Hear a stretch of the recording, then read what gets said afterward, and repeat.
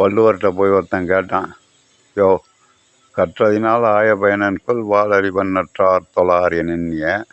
கல்வி படிக்கிறது கடவுளை கும்பிட்றதுக்கு தானா, கடவுளை வணங்குறதுக்கு தானா, ஏன் அப்படி எழுதியிருக்க அப்படின்னா. அவர் சொன்னார், நீ வாழ்க்கையில் காலக்கூறில் கொஞ்ச காலம்தான் வாழ்கிற. கிபி 2000 4000ன்னு சொல்லிக்கிட்டீங்களா, இதில் காலக்கூறில் 100 ஆண்டு காலங்கிறது உன்னுடைய வாழ்க்கை கொஞ்ச காலம்தான்டா. இந்த கொஞ்ச காலத்தில் உலகியல் வாழ்க்கையிலே செல்வத்தை சேர்த்து நல்லா வாழ்ந்துருவேன். உன்னுடைய இறந்து போனதுக்கு பிறகு ஆத்மா என்ன செய்யும்? சொர்க்கலோகம் நரகலோகம்லாம் போகும்டா. அங்கே போய் உன் உடம்போட ஆத்மா துன்பப்படக்கூடாது.